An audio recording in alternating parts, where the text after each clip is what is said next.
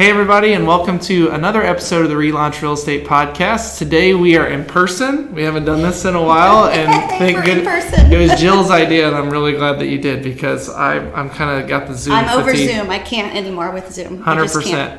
Jill Johnson's with Century 21, and her and I are going to have a conversation about her success.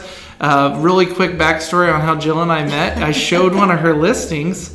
And I walk inside and there's broken glass on the floor where it came out of the fan.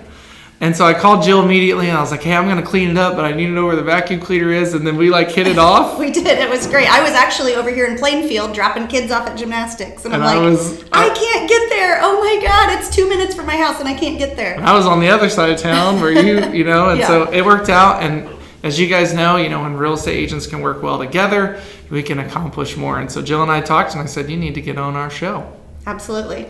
So as always, subscribe to relaunchpodcast.com. You can listen on all your major platforms, and I'm excited to chat with Jill. So Jill, yes, tell me how you got started and where real estate began for you. Sure. So it's hard to believe it was 11 years ago now, almost 11 and a half.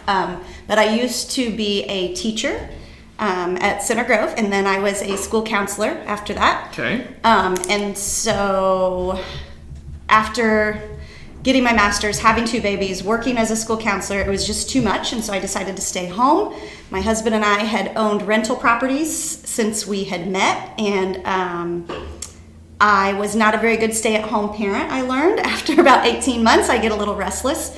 So we had always talked about getting a real estate license. So my husband and I both went to in-person class, which I think everyone should do personally, but that's a whole different topic. But we went to class. We took the classes. We took the tests. We passed our tests. We got our license. And in September of 2009, I started working in real estate, which was the absolute worst time in real estate. Yeah. But that's how it got started. And I honestly got in it. I didn't know really what it was about. I thought I did, right? But nobody really knows until you get in it. And so I put my youngest in daycare so that I could go to the office every day. And I just started hitting the ground running. And I was selling bank-owned properties. Yeah. Because that's all that was out there. And took it from there. So first year in real estate, first full year, I got Rookie of the Year at my company. This is a funny story. Guess what my volume was? Guess what my volume was for Rookie of the Year? An entire company. It's a company in Indianapolis. It's not the one I'm with now, but nowadays citywide. To get that, you'd have to be 4, 5, 6, 7 million. I don't know, in 2009. It was 1.5 million. Yeah. I'll sell that next month. It's just crazy to me to think back that 11 years ago, that was the difference. But that's how I got in it. Let's talk about that for a second, because that's an environment that a lot of agents don't know about. I've only been in it for 6 years. Right. So you haven't experienced it either. It's all been an uphill climb since I started. So you were working, let's talk about the bank-owned thing real quick. So you're working with some bank-owns. I wasn't working with them. I wasn't selling them. I had buyers. Oh, you were representing buy side. So when for many agents, when you start in real estate, you start with buyers because you get those random calls from people that are out looking at properties or find them online or whatever the case is. So naturally, that's just where many people start. So I was getting calls, and I was getting what our company had just launched were e-leads, right? So internet leads that were coming in, and I was on that team. Okay. And so I would go meet strangers, literally, at bank-owned properties, and try to help them buy them. And things were not selling then. So when you actually got a house under contract, it was huge. Yeah. I sold 1.5 million my first year. That tells you that there just wasn't a lot being sold at that time. Was it, when you say they weren't selling, you would get them under contract and they wouldn't close, or there just wasn't a lot there of weren't inventory? a lot of buyers. People weren't buying, and the reason there were so many bank-owned properties is because, the whole fallout of 2008 and everybody being able to get a loan above the value before that, and so everybody's upside down, which led to tons of bank-owned properties, but then it also led to people not being able to get out of their properties and move up or move on. Yep. So it created a market that was saturated with listings, which made it a big buyer's market at that time, which is absolutely opposite of where we are now. But it was just tough to sell houses. And so I would imagine you were meeting a lot of buyers that you probably met one time and you never met again because there were so many people out. Oh yeah, I mean, and you start to learn to scrub those people a little bit better, right? At first, when you're new and green, you just go meet them and you don't get them pre-approved. You don't ask the right questions, but you live and learn. And so yeah, that's what the environment was like when I started.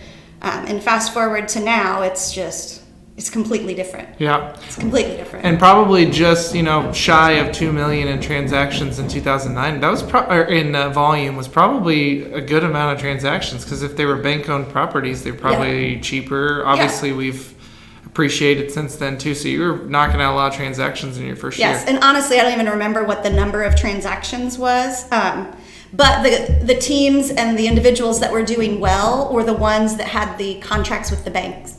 Yeah. That were selling the bank-owned properties, right? Yeah. They were the ones that had the sure sale back then in 2009, and so they were building that sales volume. And there were a lot of agents getting out of the business at that time. Mm-hmm. So they'd rode the wave of 05, 06, 07, and then cashed out and said, "See you later. It might be time to go." Yeah, and so it was really interesting because I started to notice the attitudes of agents at that time, right? I didn't know what I didn't know. And I went in with rose-colored glasses. I thought it was the greatest thing. Oh my gosh, I sold a $20,000 house. This is amazing. Mm-hmm. I thought it was the most wonderful thing.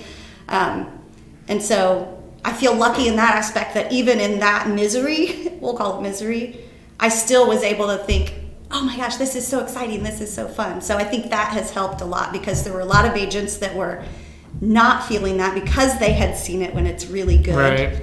And it was turning to that. So what bravery.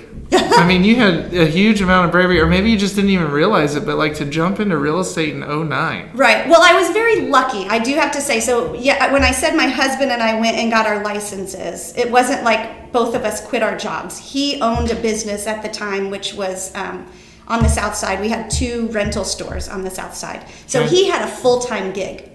To this day, I'm not quite sure why he got his license too, but anyway, so he still had that full-time gig. So I had a very good cushion. It wasn't like I was where a lot of agents are trying to feed my children with that new business that I'm opening. Right. So I was in a very lucky position, and I am fully aware that I was in a lucky position that my husband had a great gig. We were very comfortable. So I hate to keep writing on your history, but I think that this is cool because I think obviously history repeats itself and people can learn a lot from it. Mm-hmm. Because I want to talk about what you're accomplishing now too, but 2000, right now as a broker owner, I get probably 1 to 2 calls a week from agents that want to be a real estate agent. Oh yeah. Right? Mm-hmm. Or people that want to be a real estate agent. And the reason that's happening now is because everybody hears how great it is. And how easy it is, right? Easy. It's so easy. Right, yeah. It's not easy at all because one, you can't get any listings, and if you're representing buyers, you're losing all the time. Yes. And so, especially if you're new, right? 100%. Now, you and I know that, but people don't. But still, people are jumping in because they think it's easy. Mm-hmm. 2009, that wasn't the narrative. No. But at the same time, you also have to remember in 2009, there wasn't social media. I mean, there was, but there wasn't. Yeah. Right? So it was a very different thought process when it came to real estate. I mean, my personal experience with real estate was the rental store that my husband owned was right next door to the real estate company that we used, right? We were neighbors in business, and that's where I went when I got my license. And when we needed to sell our house before I had my license, we just called him. Yep. He came out, he listed it, it was great. We didn't know anything about real estate, right? I feel like now there's HGTV, there's social media, there's all these things where people think they know real estate, but back then we didn't know. And we had a great experience with that broker. We ended up with another broker later down the road before I got my license that was not a good experience. And I think that's kind of what triggered us to go, oh, we could do this business. Like this is something that we could do, and we could be better than that. Yeah. And again, I don't think that the environment was the same, and there weren't people getting in it because it seemed so glamorous. Yeah, everything's so glamorous now. Yeah. Everything's beautiful and Instagram and blah, blah, blah. And the pictures now are just, I mean, you go back to 2009, you were lucky if there were 10 pictures on a listing. Yeah. Right? And they weren't shared with the whole world to see. Right. So it was a different environment. So I got into it to be better than what I had experienced. And we had owned rental properties. And we were like, well, I mean, it seems like a fit. Yeah. Right? If we're going to be landlords, let's be real estate agents also. That's actually really exciting. So, because think about this. If you jumped into it in a time that was incredibly challenging and you might not even have known it was challenging. Right. Think about when our market changes. And I mean, it's going to have to at some point. It might be 2 years, 5 years, 10 years. Everyone will know now. Yes. Oh, yes. And so, there will be this mass, just based on what you're saying, there's probably this mass exodus of agents who are struggling, which that happens naturally. Mm-hmm. But then this population of people that would come and enter the profession generally or normally, they won't, because they will see that it's that it's a miserable market, right? So that's great for agents who have established themselves and treat this like a full-time job, because when it changes, it'll be more prevalent in the media, and now everyone will say, I'm not interested in doing that now. Right. It'll be interesting to see, because I think social media is harming our industry. I really do. That's a whole topic we could talk hours on, but tell me your minute 2 snapshot on why. So it's a great tool, right? I think social media is a great tool. I'm on social media. I don't even have a business page though.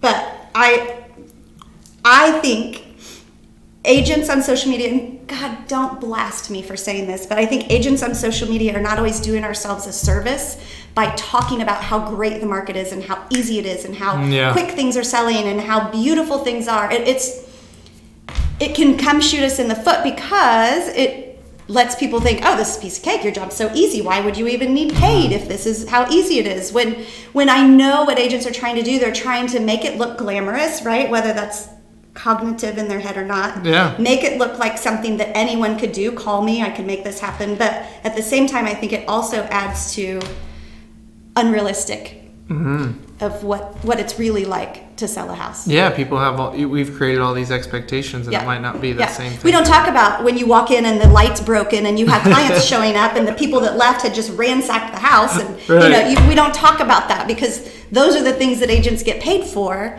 are those things that don't happen. And so those aren't the things that you're seeing on social media, right? It's like everybody's life looks perfect on social media because you don't want it to look awful.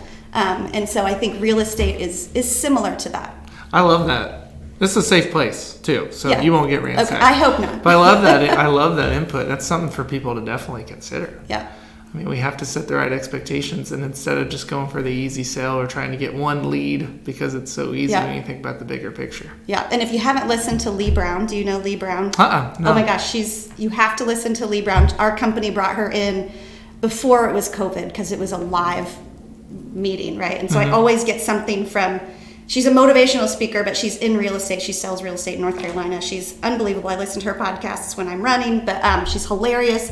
But the thing that she said that really stuck out to me was, quit making real estate sound easy. Yeah. Quit it. Like, you were all on social media going, it's so easy. Look at this. I sold this house in 24 hours. Well, no, you didn't. There was a lot of prep work that went in before that, right? It was a lot of knowledge. It was a lot of things that you've done for years that led up to that super quick sale. It wasn't because you're amazing. Yeah. And it's not easy. It's not easy to just jump into this job and make it work. So that's what I took from Lee. I love her. She's hilarious. So we'll have to look her up. You maybe we can even have her on the show. You never know. she has some pretty big hitters on her show. So yeah, it's something to strive towards, and it's definitely someone to listen to if you're in real estate. That's awesome. So let's fast forward now. Okay. So you've been doing it 11 years. Mm-hmm. Let's fast forward to now. You before the podcast started, you had mentioned, you get in, you do your work for your people, and that's what you love doing, and you're not really focused on your numbers. Right. You had great numbers last year. Thank you. Really good numbers. So. $9 million in real estate. That's a top producer in our area. That's really, really great. Talk to me about let me ask you this, how long did it take you to get there, or is this something that's been happening and consistent for a while? That's a great question. So when I got into this, I didn't set out to go, one day I'm going to sell $9 million in real estate. That was never, ever a thought in my head. But what I did learn, and I learned pretty quickly, is that you want to be top of mind for people that need to sell real estate. Yeah. And so what I started focusing on, it probably took me a good 3 years to really figure this out. But what I wanted to start focusing on was just being someone who's involved, who's in front of people, who people know. And so I did that a few different ways, but mostly I got involved in my community. So I was very lucky that I used to be a teacher. Yep. And I live in the community where I used to teach. So I know a lot of people in the community. Not only did I teach there, I actually went to school there, right? So I live where I grew up, which is a huge benefit to a real estate agent. Yeah. Because when someone calls me and says, hey, what do you know about Carefree? I know Carefree. I used to swim in the pool there during the summer. They have the best pool. They have this. So-and-so lives there. So-and-so lives there. So I know all the neighborhoods. I know all the ins and outs of the area. I know the school corporation very well because I got very involved in the school corporation. I went and helped my kids' teachers. I got involved in the education foundation. So I dove in and I helped my community because I learned that, number one, I love doing that, right? I have a passion for education. I have a passion for where I live. Obviously, I live there still, grew up there.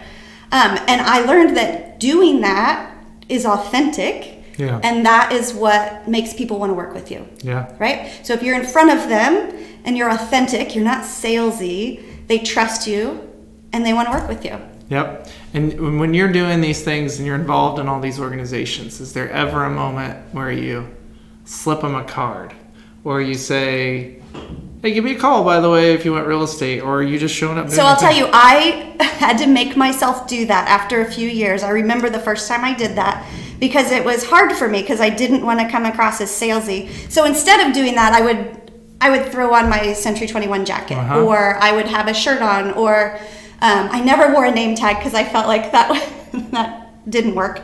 But like I wear a lanyard that says Century 21 lanyard. So I always try to brand myself, and it just tells people subtly that's what you do. This is what I do. I'm taking time out of my work day to come and help. Right. Yeah. Absolutely. And I would work it around my work day. Right.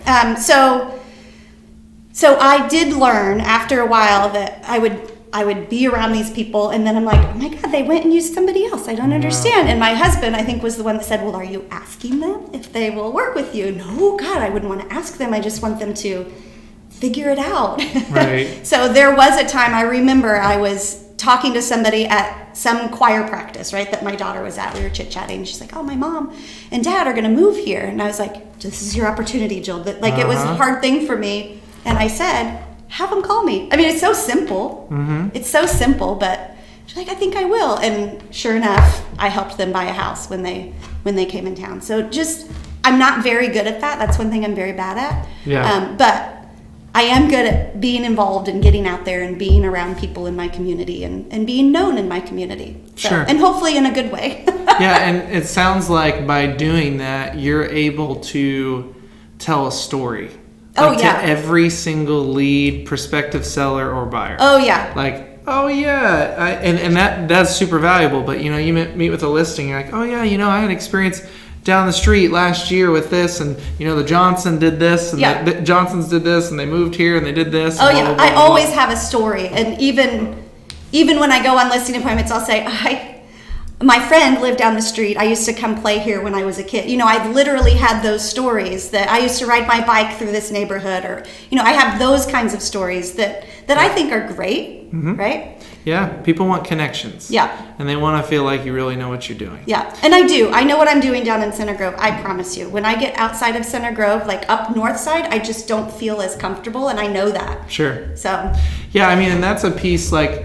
So you're talking about how you had been in this area your whole life, and you know it.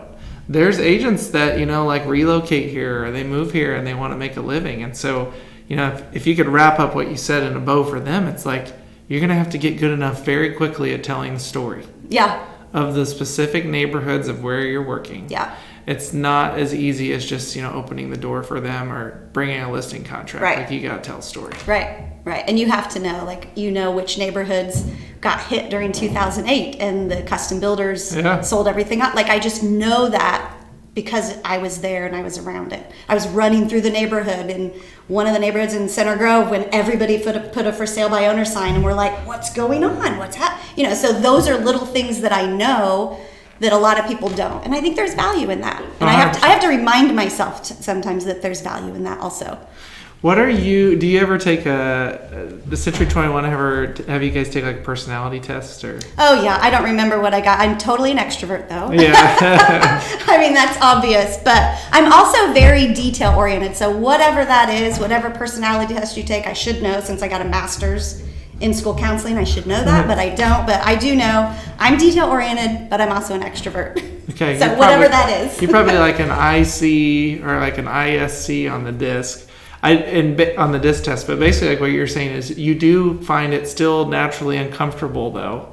Even after selling $9 million a year, you still find it naturally uncomfortable to be like, hey, by the way, give me a call or whatever. To sell myself, I feel uncomfortable. Yep. For sure. So you have to adapt in what is like a high D personality. The people that are dominant who have no, worries about saying, oh, you need to call me today. Yeah. Those are high D personalities or whatever. So thank you for analyzing me. Yeah, no problem. I like doing that stuff, and I'm wrong half the time, but I like to think through that. So what about your business? Like, what are you doing? Majority buy sides, majority sell sides? Are you split a certain way? I don't pick and choose. Yeah. I don't say I'm only going to work with sellers this year. I will work with anyone who wants to work with me or who chooses to work with me. What I've noticed naturally over the course of my career, though, is that it starts to lean more towards listing sides. Good. And I think that's natural, right? Because like I said, when you start, you have buyers. And then down the road, those buyers, if they like you and they call you back, they become sellers. Yep. And so I think that's the natural progression of the business. And right now, it's best to be a listing agent. Sure. Right? It's absolutely best. So I can't even answer it and say I do this percentage of listings, this percentage of sales. When I did review my numbers last year, though, I had 25 sales last year, and if I remember correctly, I was writing it down on that piece of paper. I think it was like 15 were listings. Oh, wow. I think. So that's a good majority. I mean, but a lot of people were list and buy.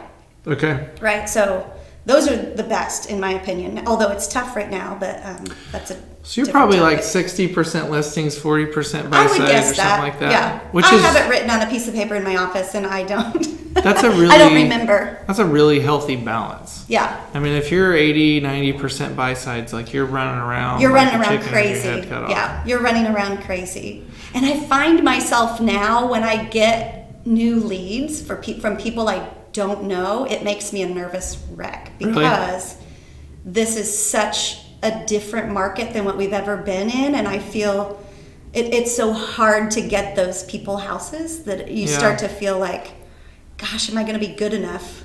Are they going to be good enough? Are they going to be willing to pay as much as they need to pay to get what they want? Sure. So and that's a hard, especially if they don't know you, that's a really hard thing I hate the sell word, but it's a hard thing to educate them on. It is. So what I've started doing is any new buyer I get, I'm like, listen, before I show you a house, we need to meet in person and I want to talk to you about what's happening. Yeah, that's we need smart. to talk about what's happening right now. So super smart. Yeah, and I even tell them if they're young, I'm like, I know your parents are going to freak out when they hear this, so have them call me because I know they're going to think that's insane. No one's ever bought a house like that before.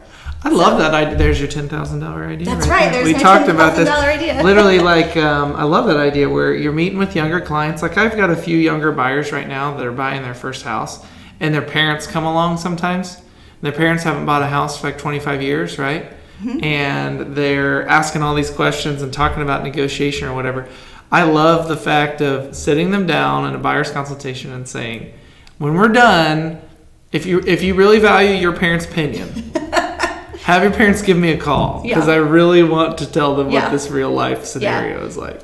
Absolutely. And parents, and no offense to parents, I'm a parent, I'm going to be the same way. Oh, but sure. Parents make it tougher for first-time buyers a lot of times to get what they're really looking for. And so I've learned that over the 11 years, and I feel like now it's just exponentially tougher because, you don't need to compete for a house. Don't get into a bidding war. Well, everything's a bidding war right now. So if you want to get into a house, you have to get into a bidding war. And that's a hard thing for parents to send their children into, right? Yeah. And I get that. That's it. And so that's something that I have tried to prepare for. Now we'll see if that works. I think the natural inclination of an agent is to be annoyed at that or frustrated at that. Oh, but I think absolutely. if you take like a step back and you think, there's really two things the parent is trying to do. Like one, they're trying to protect their kid, make sure that their kid is not being, overzealous or paying too much. And another piece of that is because they probably haven't purchased in a long time. And the second piece is they want their kids to still recognize them as being all-knowing and knowledgeable. Oh, yeah. So if we as the agent can, on the side, help the parent be all-knowing and knowledgeable, but, with true facts. Right. Be authentic. That's the key, is don't try to sell anybody. Be authentic, be truthful. And it helps that I have a background in education and in school counseling, because I have studied how parents and how kids interact with one another, what their thoughts are, all of those things. I've been a parent. I've struggled with those things myself. So I'm not upset that any parent would want the best for their child. Sure. That's all that any of them want. What do you think the parallels are between education and real estate? Because I don't know, we're on 14, 15 episodes now. I think we've interviewed 5 people that have been in education before. So you're talking about 33% of the people that are working in real estate. Why are so many people in education considering it? So I will say, when I got into it, I didn't realize the connection. Yeah. Right? I did not realize that there was a connection between what I had done in education and counseling to real estate. I had no idea. When I got into it, I realized all of this is all the tools I learned in counseling that I have in my tool belt. It's listening to people. It's repeating to them what they said. It's not so much telling them what to do, it's counseling them. So if you've ever been to therapy, and there's no judgment if you have, you'll learn that what they do a lot of times is just reflection, right? So when you say, I'm not feeling so good today, you're not feeling so good today, and that prompts you to say more. So I learned a lot of that I use in real estate.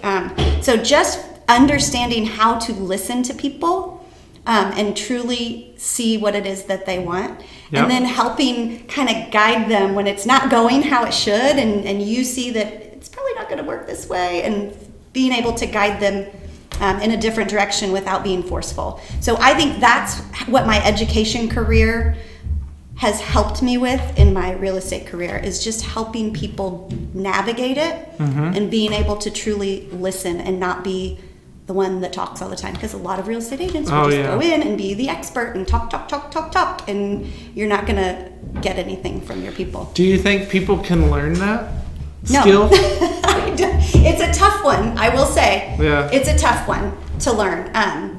But again, it's a mindset, right? So we naturally, when we're talking to people and we ask them a question, rather than listening to their answer, we're thinking about what our next question is going to be. That's a natural thing that everyone does, and there's nothing wrong with people that they do that. They just haven't ever stopped and thought, okay, in order to listen, this is how you listen, right? So those are the things that I learned in my master's program, is how to listen to people. So I think that's a huge key element, and people can learn it, absolutely, but you have to put forth the effort and dig in and understand how that happens. Oh, yeah. I mean, if you're really tuned in, listening, perfect example, this podcast. And when I started in real estate, I was a nervous wreck all the time because I didn't know what I was doing. So I was doing exactly what you described, where I'm like, okay, where do I go with this? What am I going to do next? Yeah. You miss out on so many pieces. And so I read this book one time that said, it's called, oh my gosh, I totally just lost it. It's written by Bob Berg, Endless Referrals. Okay. It's called Endless Referrals. And he says, listen with the back of your neck. You ever heard of this? No. Yeah, so when you listen to somebody, try and take every word that they say into all the way back here. Okay. Not just on the surface level, not just in your ears, but take it all the way in. And I when I read that book, I was like, this sounds so weird. I can't do this. And then you like physically like feel yourself doing it and really engage with people. And it's okay to take a pause after they've said something because you really took in what they said. Right. And they might have more to say. 100%. Just like engage with people, really listen to them. But you know, everyone wants to talk about themselves. That's the easiest thing for someone to talk about, which is great. Yeah. When you're a real estate agent, oh my God, if you know that and you let them do that, you're good. 100%. You're good. Don't be the one, though, that only talks about yourself. Yep. I agree. So, let's talk about your sources of business. Okay. So where's your business coming from now 11 years into the thing? So Are you paying for leads? No, I have never. The only leads, I guess I should say, I paid for, like our company has a relocation division, and so I used to be a part of the relocation team, and so you pay a referral fee, you know, for those. And so absolutely, I did that to help get my business off the ground, but I don't do that anymore. I will on a case-by-case basis, like if a former client says, hey, I'm moving, my company offers relocation services, then I'll get them paired up with our relocation company, and then I'll pay for them that way. But relocation just is so little right now, but that's a whole different story. But right now my business comes directly from past clients and personal referrals. Yeah. So I keep in my office a list of all the pendings, all the sales I've had over the year, and all my prospects. So anytime somebody calls me, emails me, or we connect and they say, I want to sell, I want to do this, I want to do that, their name goes on my board. And every once in a while I sit and look at it, and I'd say like at least once a week, I'll sit and I'll look at my board, and I'm telling you, all those people are referrals. Really? So that is the key to this business, is making sure you stay top of mind, don't disappear after you sell to them, and your business will just keep going. How do you do that?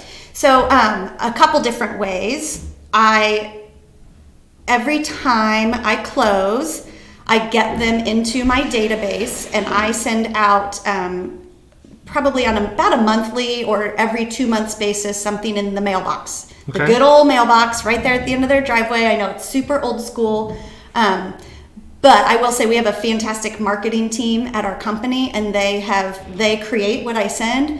They handle what I send. I literally just proofread it, and I go, it's perfect, send it out. And so every one of my clients gets one of those every month or every 2 months. I try not to bombard them.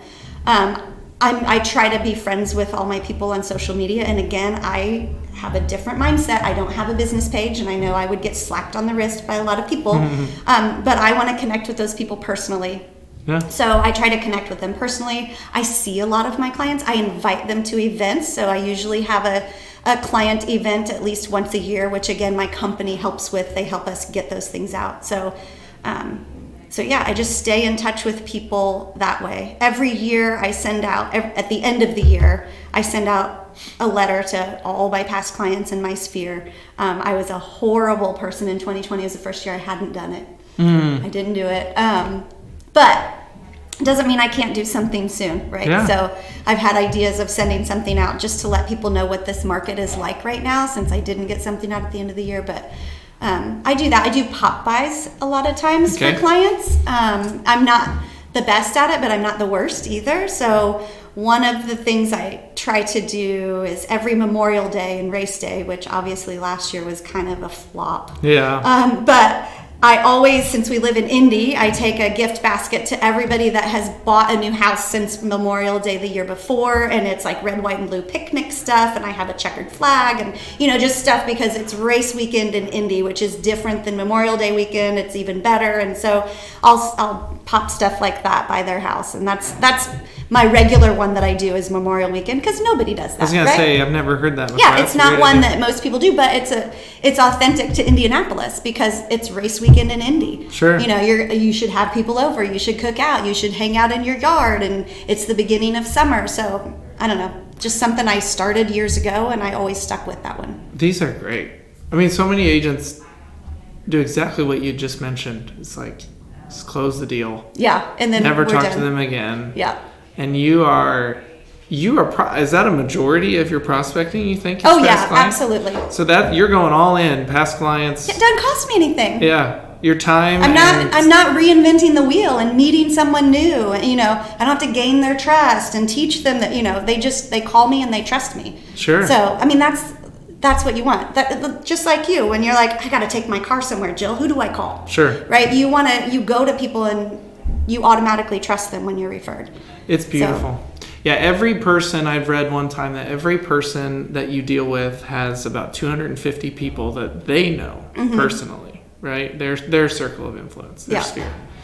And every single time we close a deal, we should be authentically caring about them and what they're trying to accomplish and loving on them. Yeah. And then that just reciprocates into those 250 people that they know. Yeah, because they're going to talk about it. Yeah. They're going to talk about it. I love that. Yeah. You're really intentional on that. Like, I am. A lot of agents I talk to are like, no, that's a piece. You know, like I'll do a pie on Thanksgiving, or, you know, I might do like a Christmas gift or whatever to everybody. But, you know, that's the extent of it. You're every couple months, 3 months. Oh yeah, every couple months they're touched by me for sure.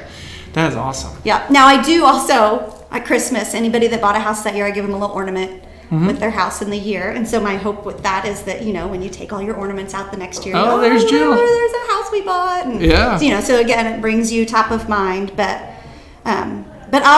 closing gifts, you know, are something that I don't always do. I don't have a cut and dry closing gift that I do. I get to know my people, and I don't always do a closing gift. Not everybody gets one, but if I start to meet these people and understand and come up with an idea, and a lot of times it just hits me, or I'll be at a store and I see something. Like I was at Meijer one day. They don't have them anymore, I've checked. Right. They had a whole section of signs, like in their home decor, that was all Indiana stuff. Oh. And I was like, oh my God, they were all on sale. And I'm like, I'm buying every single one of these. You know, so, and it was like back home again in Indiana, or once a Hoosier, always a Hoosier. So I stashed all those away. And if I had people that were moving out of state or moving in state, or, you know, we're not initially from Indiana, I would give that as a gift. And it's just a cool little, and I write on the back in marker, you know. Yeah. But just little things like that where you're truly authentic and true gift giving, right? Yeah. Intentional. Yeah. Not just, I give everybody a cutting board with my name on it. Here's another sale, check it off. Yeah, it's not that way. Yeah, and this is amazing stuff, and I think that's why you're so successful, and I think that unfortunately that is not natural for people. It's not. And it's not always natural for me. Right, yeah. It's just great that it's natural for you. Yeah. And it can be most of the time, it sounds like. Yeah. And I will honestly say, and not to plug my company, but they're a huge help in it. Yeah. I mean, they understand how important that reaching out to your customer base is. And so they give us every tool imaginable to be able to do that. So you have a bank of marketing material that basically you can just say... Absolutely. Every month they send us brand new marketing for the entire month, social media posts, Facebook cover pages, Instagram stuff, like data that we can share, just all kinds of information. Our monthly mailers, right? So that stuff I send out every month or 2 months to my clients, that's just done for me. And when I list a property or when I sell a property, it's just automatic. You just check a box and they'll send out just listing to everybody around, or just sold. So that's huge, right? That's a huge benefit. I pay for that. Yeah. But I wouldn't do it. Sure. If I didn't have them doing it. So, and I think a lot of people get caught up on the fact that, oh, so much is so expensive. Well, this is business. Yeah, you got to pay money. You got to pay money, make money. Yeah. And, you know, so that's a different topic altogether. Well, this segues perfectly into what we were talking about right before, is that you take a lot of pride in your business, and you like to control every aspect of it. Totally normal. A lot of agents feel the same way. You're not in the place right now where you want to hire help. True. Okay, because some agents, you know, they're going to go transaction coordinator help, or they might go admin help first, or they might hire buyer's agent or whatever. Right. What's your reasoning behind running the show? You feel like you got something efficient going? What's your reasoning behind that? Well, a lot of it is my personality. I am that way in a lot of my life. Okay. It's not going to get done if I don't do it. So whether that's a asset that I have or not, I don't know. But I'm able to manage it, right? Like I sold 25 houses last year. Totally manageable. Absolutely manageable. All I have to do is go in the office every day and it's managed. I don't even need to go in all day to manage that. So there's no reason I can't handle that I just don't have a desire to sell more, to have to bring people in, train them, trust them, expect them to show up. And part of it is, I know why it is, I had mentioned that my husband owned a rental store, right? He and his dad owned that together. And when his dad retired in 2015, my husband said, I'm done too. I don't want to keep this. It's too much.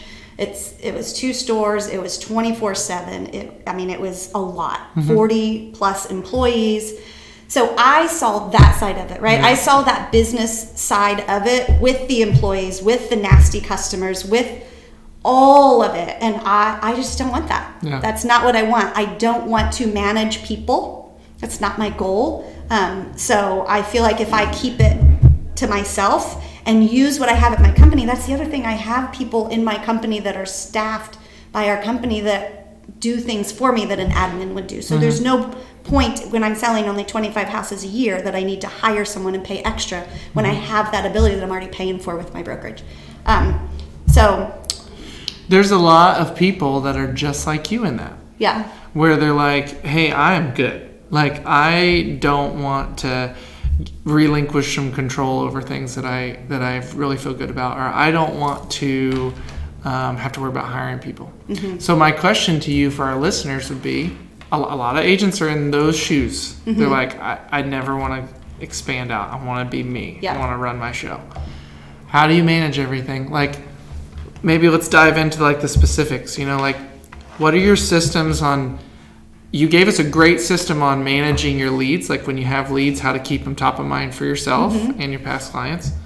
What's your system on, you pinned a deal, taking it to close? Like, how are you keeping everything organized so you don't miss a step? Yeah, so we use dot loop, and that's huge. I mean, everything that is supposed to be part of a transaction is right there in the transaction. So literally, as soon as I get an accepted offer, I hop on my computer, I upload everything, I make sure all the documents are there, everything's signed. I just make sure it's all there, right? I don't want to be the one that the title company is emailing saying, hey, we need this phone number, we need that contact, or the lender's going, hey, I don't have a signed page 8. What have you?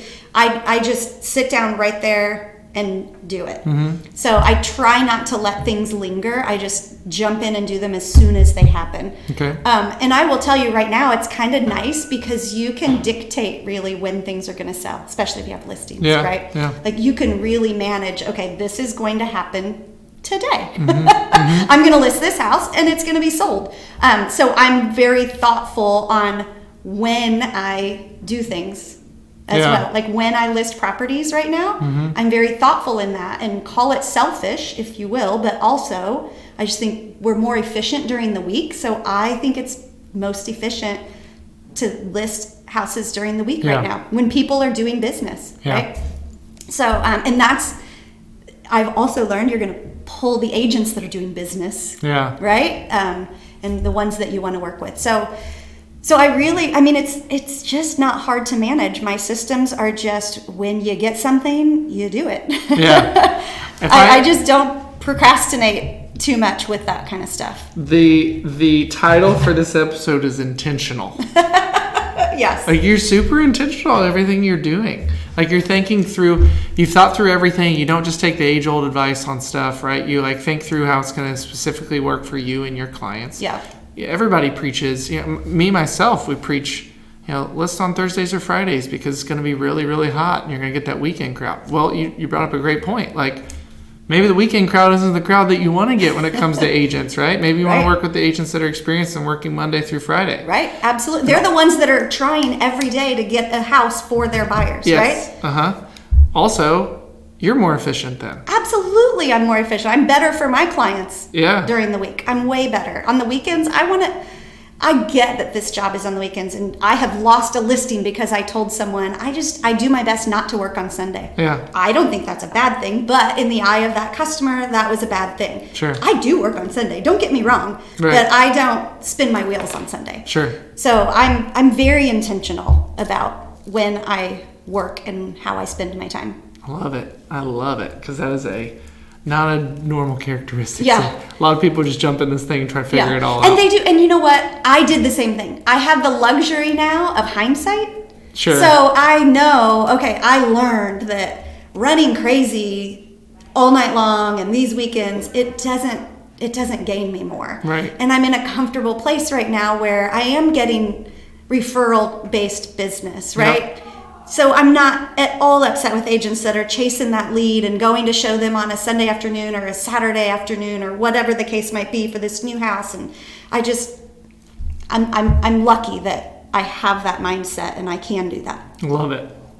So that brings me to one of our almost final questions would be, if you are a new agent now, right? Because you said you've learned this and now you're lucky enough to be getting referrals where a lot of people are not.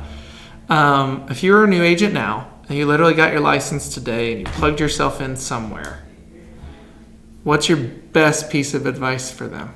So my best piece of advice is go somewhere where you are supported, because as we all know, well, maybe new agents don't know this, but they're going to learn that you don't learn everything you need to know in real estate school. Yeah. You just don't.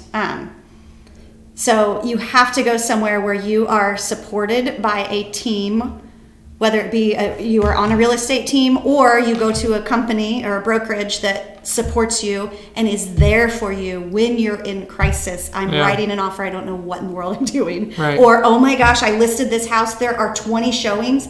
I don't know what to do. Like, it scares me right now for new agents. Oh, it yeah. makes me so nervous for them because I'm lucky to have that background, and it's only 11 years, right? It's only 11 years Sure. of information, but I'm lucky to have all of those experiences to help me through that. And so that's what I think new agents need right now, is someone with experience helping them. Because you cannot figure this out on your own. Yeah. You can't.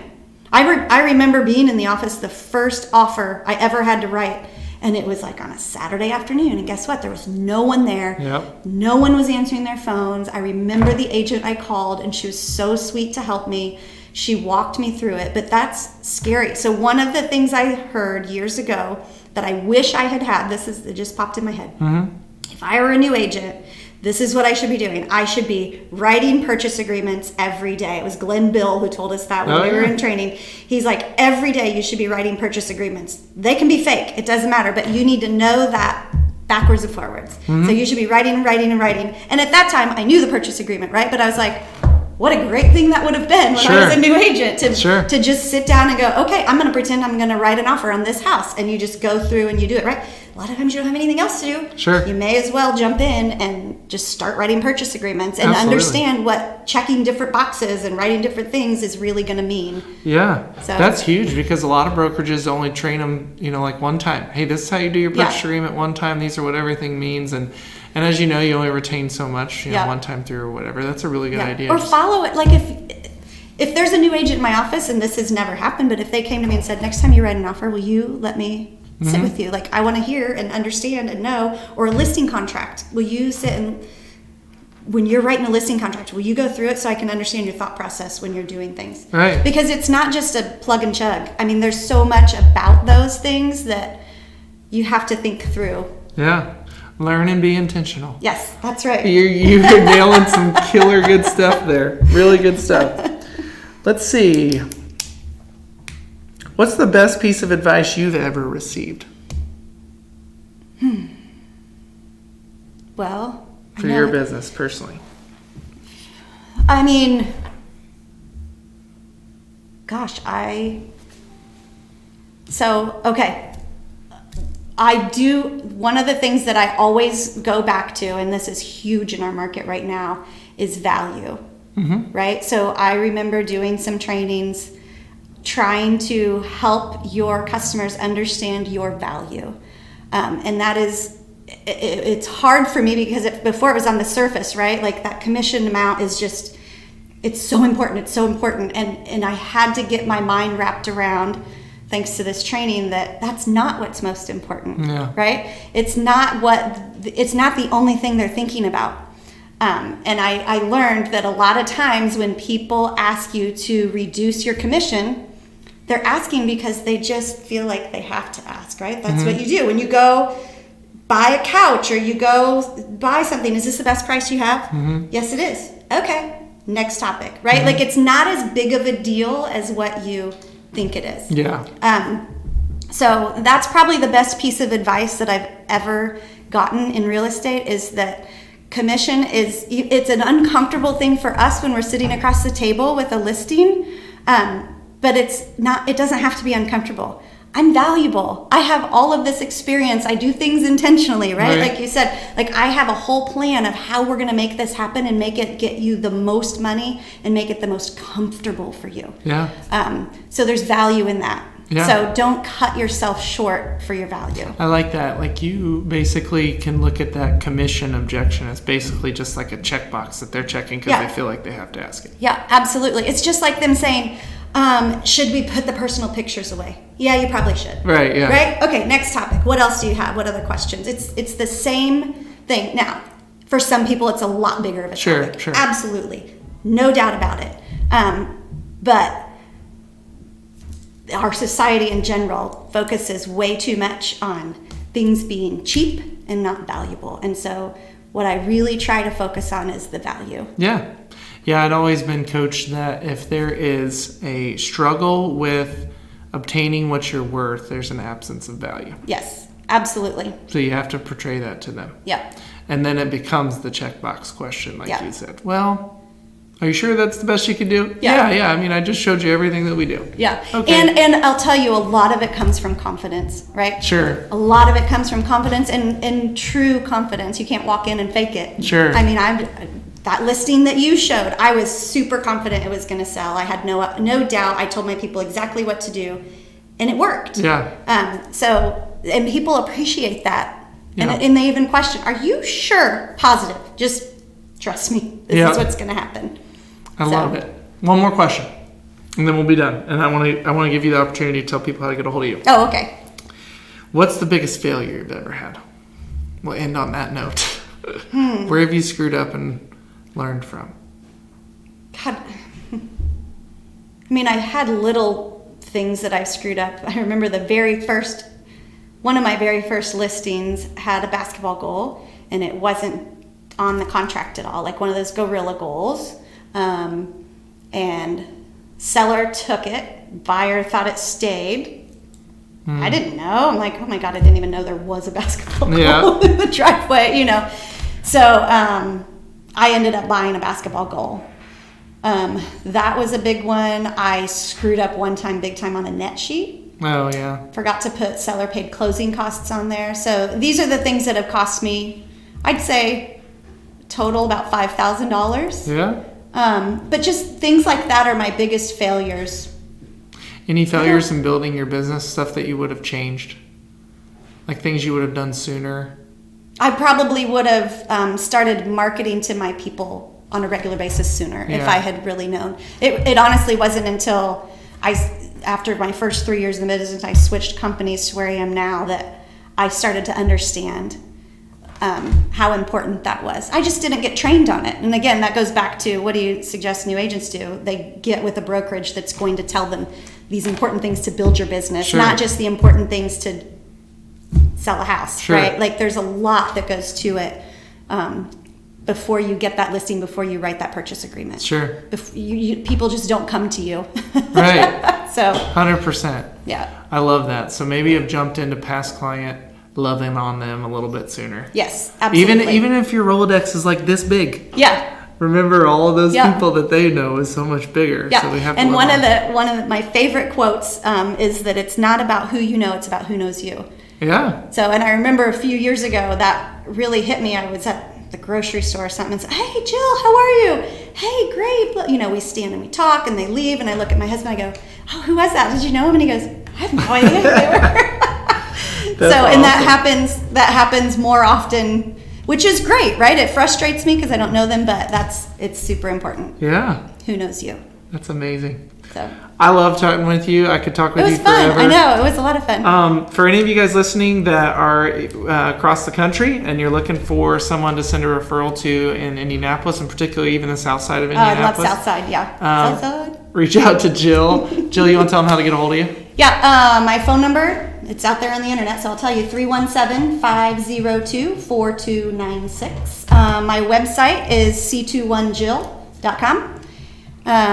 And I'm not going to tell you my email address because you can find it there, and I would have to spell it, so that's annoying. But yeah, that's how you get a hold of me. Thanks for joining us. Yeah. And you guys, as always, go to Relaunch Podcast to listen to all those episodes, and stay tuned for next week. Thanks a bunch. Thanks.